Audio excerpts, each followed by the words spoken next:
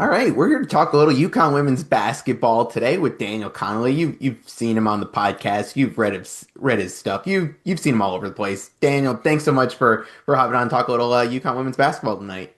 Glad to be here. Always fun to chat. Yeah, so let's start with this. Coming into tonight, we're recording this Monday night. UConn 15-0, 5-0 in the Big East. Let's just look kind of big picture here. Kind of the expectations you had for this team coming into the season. How do you feel like they've performed up to what you kind of had thought in the preseason here? I think it's pretty much what I expected it to be. I thought coming in that this was going to be a team that had a chance to go undefeated and were not just contenders, but favorites to win the national championship. I think we've seen from both them and the rest of the country that that is certainly the case. UConn, part of that undefeated prediction was that UConn doesn't have anyone great on its schedule this year. There's no South Carolina or Texas, UCLA, one of those top contenders. And the teams that we thought were going to be good on their schedule aren't necessarily the level that we expected them to be. USC, that was a blowout. I thought that was going to be a lot tighter, even going into that game, than it would be. Notre Dame just fell out of the poll. Tennessee certainly has not taken a step forward after last year. The only surprise that was in there was Michigan, who was number five when they played UConn at Mohegan Sun. That was a game that I had circled as okay, maybe they get a little ahead of schedule with that great sophomore class that they have. And certainly an entertaining game where Silas Swords and Azzi Fudd are just trading points back and forth, and UConn holds on to win. But I kind of look at that game, and I think Michigan in that second half played about as well as it possibly could have, and UConn in the second half played about as poorly as it possibly could have, and yet Michigan still couldn't win. So for a team to get over that threshold to beat UConn, Yeah. I really have a hard time seeing it happening. So at team wide, I just don't know how you could have liked what you've seen to this point, not liked what you've seen to this point. Yeah. Let's go down the roster a little bit and just talk some of the players here. I want to start with one who missed a game recently. Her presence back against Seton Hall the other day, obviously noting KK Arnold. I've been really impressed with what I've seen from her. Give us your thoughts on KK and her importance to this team, especially when you saw how they played a little bit without her and then getting her back. Yeah, I haven't looked at what her numbers are this year compared to last year, but I don't really care what they are because she is so much better this year than she was a year ago. And that's not to say she was bad last year. She was a really important piece of that national championship squad. She's been a really good player for this team from the moment she stepped on campus, but she's just taken it to another level. She is this team's point guard. They trust her. They rely on her. She makes the offense run, and I think we saw that at Providence where yeah, they had the season high 21 turnovers, but then she came back against Seton Hall and they still had 17 turnovers. So I'm not sure how much her absence played into that, but it's a little hard to measure it because if you just watch that Providence game, the eye test was not there with the offense. We're used to UConn having this free flowing, beautiful, really pretty offensive style, and it was very stagnant, slow, disjointed, I think is the word that Gino used to describe it. It did not have that same crispness that we've come to expect from the offense. Then defensively, they are really good on defense because they turn teams over. They're not necessarily a lockdown, suffocating group in the half court, but they get out, they press you, they turn you over, and they turn those into points the other way. Without KK, she's the tip of the spear. So they didn't Definitely. have her leading that charge defensively, forcing turnovers. So I don't think it really turned up that well against Providence. They still turned them over a lot. It was, kind of what you'd expect, but that has a lot more to do with the talent gap than KK not being there. If they didn't have her against, let's say, a Michigan or a South Carolina, I think we would really notice a difference from how much pressure UConn can put on, how much they're turning teams over, and just how effective that press is. So, yeah, she has been a force for this team. And as Gino said, you don't want to be without Azzi Fudd or Sarah Strong, but you could probably get their production from other people, but they just can't get what they get from KK from anybody else. Yeah, you hit on the defense, which obviously has impressed me a lot this year. I feel like that when they are throwing in the full court press, it's really effective. What's has stood out to you about that press they played with in particular this year? I think they've got a lot of pests on the defensive end, Yeah. and it's maybe not necessarily something we would have said a couple years ago, but obviously we talked about KK Yeah. being that number one. Then Sarah Strong has some of the quickest hands you'll ever see. It's almost like if you're playing 2K and you crank the steal slider all the way to 99 and they just are automatically going to get the steal every time. She just has this way of seeing the ball and getting her hand in there in the way that the ball handler is not ready. And, this isn't as relevant to the point, but she also can get her hand on block shots in a way that I don't really see other players do because she just has such a great sense of timing. And, you know, as much as we love Tashim the Beat on the men's side to make some cross comparisons, Yeah. like what was more fun than when he launched the ball 15 rows in on a Right. block? Yeah. But in terms of effectiveness, Sarah Strong seems to grab every single block that she gets because she doesn't reject it. She just gets a hand on it, it dies, she picks it up, or one of her teammates picks it up. She's so good defensively. Azzi has transformed into really a lockdown defender. Last year, Paige would get the number one assignment for an opposing team's best guard. This year, it's Azzi every single time. Not only has she embraced that, I think she's done a really good job. She is not necessarily the like a KK Arnold type in terms of, being a pit bull who's just on you at all times, but you can't get by her. She uses her size really well, and she'll get her steals too. Then I think you start to go down the list and you see some players who have emerged and really built on their defense in ways they didn't before. Ashlyn Shade is always all over her mark. She gets a lot of steals. Then you bring in Kaylee Heckel off the bench, and she is just the definition of a pest defensively. Blanca Quinones, I think, is really good on that end and seems to only be getting better because I forget who it was after the Iowa game, but either KK or AZ said that Blanca, at the start of the year wasn't necessarily super strong defensively. It was a bit of a weak point. And since she has a knack for getting her hands on balls, and then Sarah Williams was Big Ten Defensive Player of the Year a couple seasons ago. She hasn't necessarily showed that this year, but there's not really a weak link in. Oh, and Ali Zabel, I forgot her. She Everyone always says she is a better defender than you would expect just looking at her, Mhm. and just also has a really good sense of timing. Not obviously the same way that Sarah does, but she knows where to be. She knows how to get steals, get blocks, and just stop the ball handler. So you just go down the list of the rotation, and there's not really a weak link in there the way that there might have been 3 or 4 years ago. So you put that all together, and having some elite players like KK, like Sarah, and then everyone else filling in on top of a pressure defense where after 5 minutes of being suffocated by it, they're just subbing in Kaylee Heckel and Blanca Quinones. It is not fun to be on the receiving end of that. No, it's nice to see UConn be able to take advantage of its depth this year and years in past years where they haven't quite had Yeah. the flexibility to be able to do so.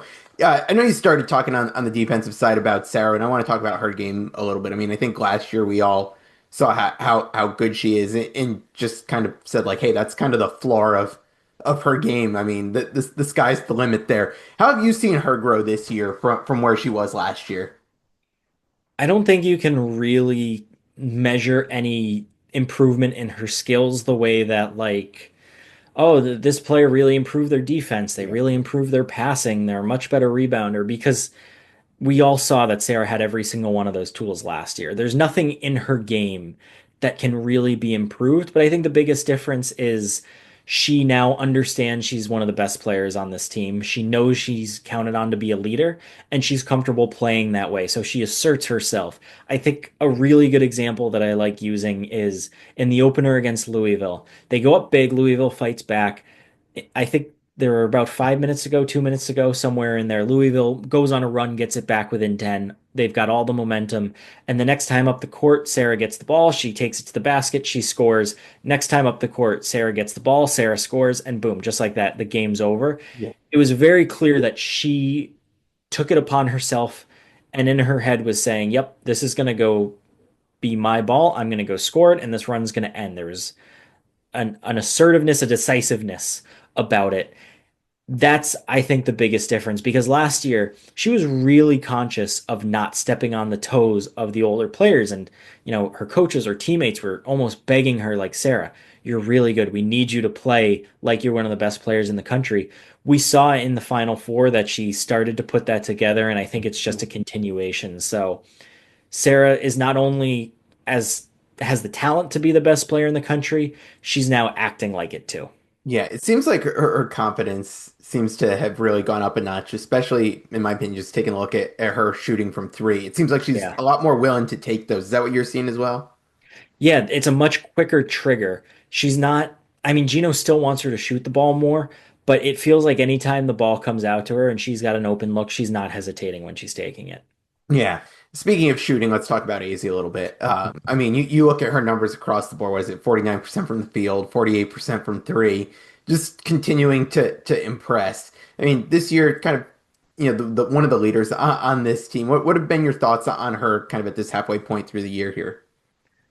I think just talking about myself personally, I almost taken the season that AZ's had for granted because, on my own podcast or just writing about or talking with other people, it's like, oh man, like what a game from Sarah. And wow, Blanca's really fun to watch. And wow, KK looks a lot better. Yep, AZ had 17 points, went 3 of 6 from three. Anyways, on to the next thing. Like, we've never seen this from AZ. She has never had a fully healthy season start to finish. And yet, it's like she's done this every single year of her career. There's never been any dip. The player that we saw at the Final Four who was comfortable and confident and knew she could use all of her skills to help UConn win the game is the exact player that showed up last year. So much early in her career, even without the injuries, Gino was begging her to shoot more, was begging her just not to fade into the background. And even said this summer, Azzi's personality is that she would rather someone else be in the spotlight and she can just kind of do her thing. But Paige is gone. Sarah's a sophomore. It's really her team. And I think when we look back in 20 years, last year is going to be, oh, that was Paige's year. This year, or the next 2 years is going to be, oh, yeah, that's when Sarah was really running the team. But this year is going to be AZ's team. It is AZ's team. I'm just so impressed that we've never even seen a hint of a moment where AZ's tentative and doesn't want to take a shot. It feels like her trigger, which was already one of the quickest in the country in terms of getting the ball out of her hands, has somehow gotten even faster, but I think that's probably just a product of the fact that she's willing to shoot it and she's not hesitating when she shoots it. So with AZ, it's always been that she's had all the talent in the world, but sometimes she would get in her own way mentally. I have not seen any of that to this point in the season. And like I said, it's the AZ we saw in the Final Four that won Most Outstanding Player, but across an entire first half of a season. Yeah, you talk about the quick trigger. I think this might be the year I've been most disappointed there was no first night to watch her and Braylon Mullins go at it in a 3-point shootout because you talk quick releases between the two of those, they'd be getting threes up like crazy. Especially if we could have done either end of the court and they were Yeah, going simultaneously, that would have been, yeah, that yeah. would have been a sight to see. Well, We got maybe robbed. maybe we get the dual titles this year as part of the celebration. We get to watch them go at it. Basketball season's back, and just like our favorite team, Martin Rosals knows the value of tradition, quality, and consistency. Since 1928, Rosals has been Connecticut's go-to for hot dogs, kielbasa, and sausages, made fresh, never frozen, using the same original family recipes that have built a lasting legacy. So before tip-off, make sure your grill lineup is ready. Look for Martin Rosals at your local grocery store or visit their retail store in New Britain to stock up for game day. You've been setting me up nicely here as we've been going up and down the roster, and you were mentioning about how you kind of overlooked AZ in kind of in regards to thinking about some other players in their growth. And Blanca's one who comes to mind for me, and I know you brought her up. It seems like her role is just continuing to get bigger. She's getting more comfortable out there. What have you seen from her as the season has gone along? And then what do you think her role is kind of like as we look forward here the rest of the season? So we didn't see her when they had an open practice in September. She has been this gigantic mystery ever since she committed, I think it was October 2024, because she's played in Europe and she's got the size and that's all we kind of know about her is you think she's going to be really good. She's playing against WNBA players. She's in the Euro League putting up 15 points. But how is that going to translate to college when, she's moving to a new country with a new language, a new culture? That's a lot of adjustment for an 18, 19-year-old. Then in the preseason, we don't see her in the scrimmage, but then we get into the two exhibitions. And I just remember being, oh, I don't know what the right word is, almost infatuated with her game because you could see the potential that was there. And yet she had 11 turnovers in those two exhibitions. It was Yeah. really ugly moments, but when you looked through those, if you kind of put those to the side, you could just see the talent and the athleticism and the size and the potential for impact. What's really remarkable is that in the 2 months that we've seen of the regular season, she's made some pretty marked strides in cutting down the turnovers, cutting down the fouls. There's still usually a moment or two per game where you just have to kind of chuckle because she tries to throw the ball physically through three different defenders, thinking it's just going to be like it was whatever the show was, where like the ball just creates a hole in Oh, someone's yes. stomach, or she tries to just run through three different defenders on a basket, or she tries to steal the ball but instead launches the opposing player 5 feet and gets a foul for it. And I really liked what Chino said in that has to he wants to go find those moments because it helps keep him grounded, because otherwise he's just going to get really excited about what her potential is. So he likes having those mistakes and those moments that kind of help him realize, okay, she's 18, she's still a freshman. I can't have too high of expectations for her. So, above all else, she's probably the most fun player to watch on the team. And I just can't help but think about 2 more years of her and Sarah playing together. That is going to be a nightmare for a lot of teams. And, she's going to make a lot of strides by March. So that kind of factors into why this team is so good. You've already got Azzi, Sarah, two guaranteed All-Americans. Blanca's probably not going to be freshman of the year, but I don't know if there's going to be a whole lot of players any class that are going to be playing better than her by the time March rolls around. Yeah. And again, you lead me into a nice segue here in terms of thinking about as we head towards March here. If you're looking for some areas of growth for this team, kind of some focus areas these last couple months here as you get ready for the NCAA tournament, what do you have your finger on here? It's a good time to ask because they have hit a little bit of a rough patch the last couple of games. Turnovers have been an issue. They haven't been all season, but 21 against Providence, 17 against Seton Hall, 38 turnovers across 2 games is not good, obviously. So like to see how they respond to that. I also think the rest of the regular season is really just going to be a battle between UConn internally. Like the only competition they're going to have is with themselves, making sure they're holding themselves to the program standard and playing with high intensity, high energy, not letting the score dictate the way that they're playing, because there's just not really anyone left on the schedule in the regular season that's, I think, going to provide a legitimate challenge to them. Then they're still not that, like, obviously they're really good offensively, but for where we probably think they could get, they're still not all the way there in the half court. They have a tendency just to get a little bogged down at times. I don't know if we've seen anyone beyond Sarah and Azzi really establish themselves as someone that you can count on, but the flip side of that is you have about 5 or 6 different people that you can hope step up. So there's a lot of people that need to have bad games to really take down what you're going to get from Sarah and Azzi anyways. Yeah. So I'd like to see Blanca's been a pretty consistent third scorer, but I'd like to see someone else really step up. And then individually, Sarah Williams, transfer from Wisconsin. Not that she's been a total bust, but certainly hasn't been as good as UConn's probably hoped that she could be. I still think that she's someone that can take them from being here, which is still way higher than anyone else, and take them all the way up here. I think there's a point coming where it either goes one way or another. She feels very similar to Caitlin Chen last year. In the entire first half, people were saying, why isn't KK starting over her? What do they see? And then pretty much this time of year is when it clicked for her. She started feeling more comfortable calling her own number, and we saw what she did the rest of the way. I want to see more from her. And if they could get a breakout. Like she doesn't need to be scoring the 18 points a game that she had at Wisconsin, but Yeah. just a consistent presence out there would be good. And then Ashlyn Shade, I want to see more scoring out of her. I think she's been pretty good in other areas. She rebounds the heck out of the ball. She's been really good defensively. I want to see her score more. I want to see her want to score more and really not demand the ball, but expect the ball a little bit more. Mhm. So those are probably the areas that they could work on for March to turn themselves into being a runaway juggernaut to, I don't know, whatever the 02-16 teams were. Yeah. No, all good stuff there.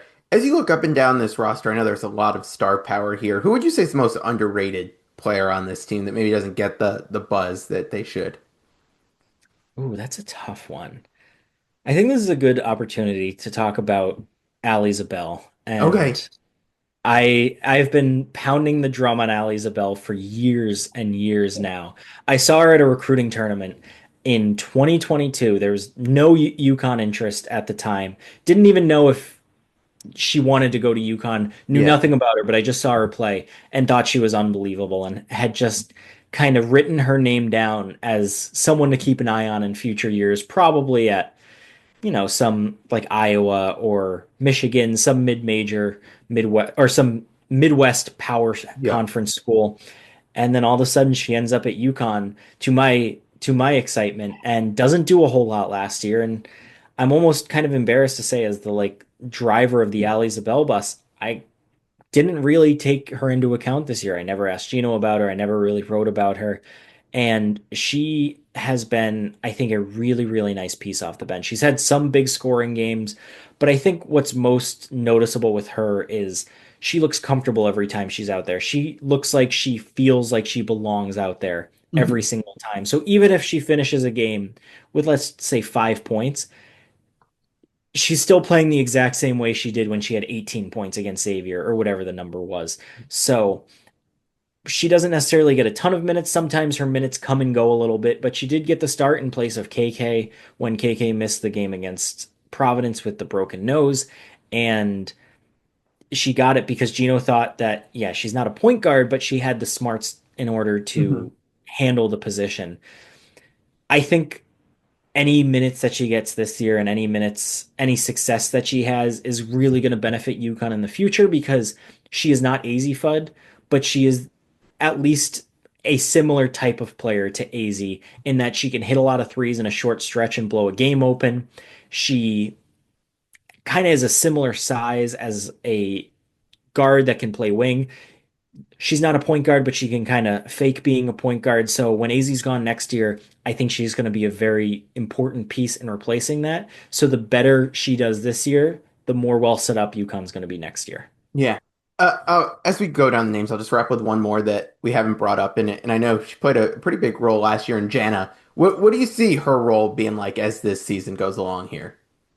I've been mystified by her usage, and I've tried to ask Gino a couple different times. He did mention that she's not necessarily in great shape, so maybe that impacts her minutes. She's only playing like 11 minutes a game. She Mhm. hasn't really been in the regular rotation during the first half. And what's really confusing is every single time she's in there, she's looked pretty good. She's scored a lot more in terms of per 40 numbers. I think she's been really, really good rebounding the ball this year. She doesn't seem to get lost as much as she did the year before, and yet her minutes are down. And she had double figures in back-to-back games for the first time in her career these last two games against Providence and Seton Hall. Came up post-game, what have you seen from her? And Gino said that she'd had a really bad stretch in practice, so it was almost funny that these were the games that she played well, but that the coaching staff keeps reminding him that we're going to need her in March. And he kind of said the same thing, like, yeah, we will, because we saw what she could do last year. So, all that's to say, I still don't really understand why she hasn't gotten more minutes. But I Mhm. think the fact that the coaching staff recognizes that they're going to need her in March, and we've seen what she can do when they call upon her. I think what was really interesting was I forget which game this was before, but during the NCAA tournament, the locker rooms are open, so you can Yeah. just walk up to a player and talk to them. And I remember talking with her basically about what happened at South Carolina? She had an awesome game when they upset South Carolina on the road in the regular season. What changed? And she basically said in so many words, well, I missed all that time with my injury. So I just decided I was going to be really good that game. I didn't want to miss out. I was like, that's weird. And this must have been before the Sweet 16 where they were Yeah. playing Reagan Beers from Oklahoma and thinking, I think Jana's going to have a good game because she's going to decide that she wants to have a good game. Lo and behold, she holds Reagan Beers to a really tough night. Yeah. Next game, Kiki Ariafin with USC holds her to a really bad night. Get to the Final Four with her parents in attendance for the first time ever. Lauren Betts, National Player of the Year candidate, has a really bad night with Jana defending her. So you talk about players that are gamers. There's something about her that right now she still kind of picks and chooses when to turn it on, Hmm. but when she decides to turn it on, that's when she is that impact player. So I think part of her playing time probably has to do with the fact that she's not picking to be that great player a whole lot, but I still believe in her. I would have liked her to make a bigger jump this year than what we've seen so far, but I'm in the same boat as the coaching staff. I think there's going to come a point where we talk about the Jana El Alfie game. Yeah. I'm with you on that, and that's why I had to ask about her because I keep feeling like something's bubbling under the surface there, and it's about time that she's gonna break out and show us what she showed at times last year. So I'll wrap with this one for you. Every year you come on, you give us a good wild hot take to kind of round out the season here. So I've got to ask what you've got for us this season. Yeah, I find it's really hard to have hot takes with this team because saying they're going to go undefeated and win the national championship is like That, at best a lukewarm take I was gonna that say that's a very mild hot take. it's almost like an expectation than a take. Yeah. So I have a couple lukewarm takes that maybe combined will Okay. get a temperature to boiling. But I think Caroline Ducharme has one big moment in her this season. Okay. She admittedly has not really looked that good when she's been in there. It looks like the injuries have taken a toll, the time away have taken a toll. She's not the player that we saw her freshman year when she was leading the team through Paige's injury.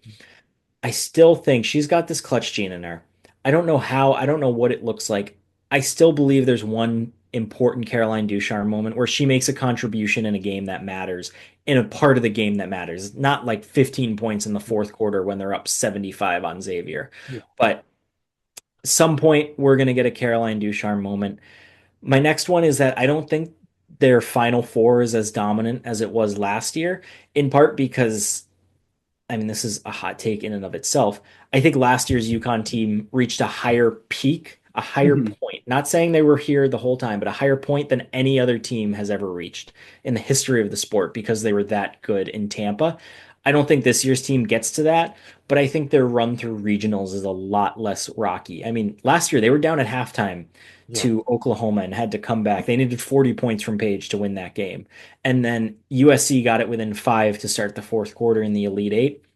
I don't think they're going to have to battle as much as they did through the regionals. So I know neither of those are that hot, but No, I like them. it's hard to find a really, really hot take for this team, short of like, I think they're going to get knocked out in the Sweet 16, which I don't. And I Yeah. don't believe in giving takes. I don't really believe. Yeah. All right. No, I'll take them. I think you hit on some good ones there. I like the Caroline Ducharme ones. I think that's I feel strongly about that one. yeah, and I think that's a little on the hotter side of the scale there. So you did your job here. We'll report back in March or April and when we can fully evaluate the takes. But Daniel, appreciate it as always. Plug your stuff quickly before we sign off here. Sure. Follow me on Twitter at Daniel V. Connolly. Subscribe, sign-ups, and or subscribe to the UConn Women's Basketball Weekly, www.uconnwbbweekly.com. That's where you can find almost all my stuff. Yeah, all great stuff. So appreciate it as always. Thanks for hopping on again. Yeah, thanks for having me.